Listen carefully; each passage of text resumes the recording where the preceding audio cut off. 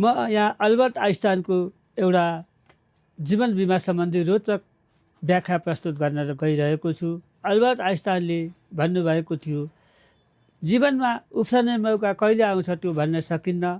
त्यही उफ्रने मौकाको पूर्व जानकारी नहुने भएकाले हामीले समयमा चाहेको बेलामा उफ्रन सक्नुपर्छ। त्यसैले जिन्दगीमा जीवन बिमा गर्ने मौका कहिले आउँछ त्यो भन्न सकिन्न। त्यही पूर्व जानकारी नहुने भएकोले मौका खेर नजाओस् भन्नका लागि हामी प्रस्ताव राख्छौँ र त्यो प्रस्ताव खेर गयो भने तपाईँ जीवनमा कहिले पनि उफ्रन सक्नुहुन्न। र यो अल्बर्ट आइन्स्टाइनको यो त्यत्तिकै सान्दर्भिक छ। त्यसैले हामी तपाईँलाई जीवन बिमाको प्रस्ताव राख्छौँ र बहाना बनाइयो भने तपाईँले पक्कै पनि जीवन बिमामा पस्ताउनुपर्छ।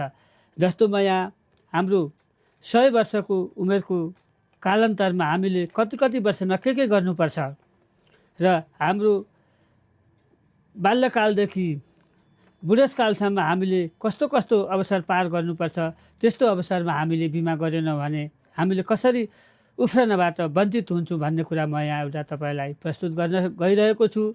जस्तै 25 वर्षसम्म म नोकरी गर्छु भनेर तपाईँले हामीलाई पन्साउनुहुन्छ भने 35 वर्ष घर बनाउँछु र विवाह गर्छु भनेर हामीलाई पनि पन्साउनुहुन्छ र 40 वर्षसम्म तपाईँ मोज मस्ती गर्छु भनेर हामीलाई भन्नुहुन्छ र 50 वर्षमा घुमफिर गर्छु म बिमा गर्दिनँ भन्नुहुन्छ र 60 वर्ष भन्दा भन्दै तपाईँको उमेर समाप्त भएर तपाईँको बिमा गर्ने उमेर त्यत्तिकै खेर जान्छ र त्यतिखेर तपाईँ हामीलाई भन्नुहुन्छ हाम्रो बिमा गरिदिनुहोस्, तर हामी त्यतिखेर तपाईँलाई तपाईँको प्रस्ताव उफ्रने मौका गुमिसकेको हुन्छ र तपाईँले उफ्रन सक्ने अवस्था नरहेकोले तपाईँलाई हामी जीवन बिमाबाट वञ्चित गराउँछौँ। त्यसैले तपाईँले पनि हामीसँग यस्ता अवसरहरू हामीले तपाईँलाई प्रदान गर्दा त्यो अवसरहरू तपाईँले गुमाउनु भयो भने त्यसमा पक्कै पनि तपाईँले पस्ताउनुपर्छ।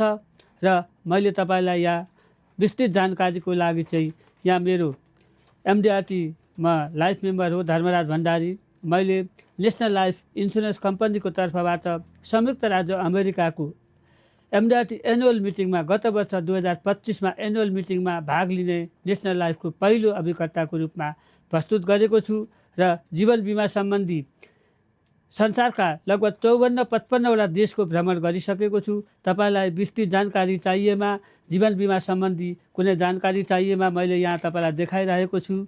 यो तपाईँले प्रश्न पनि देख्न सक्नुहुन्छ। यहाँ मैले एउटा रोचक प्रस्तुत पनि तपाईँलाई देखाइदिएको छु।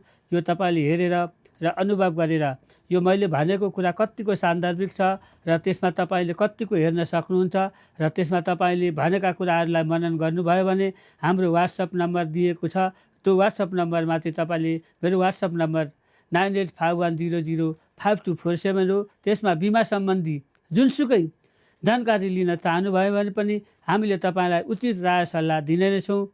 धन्यवाद।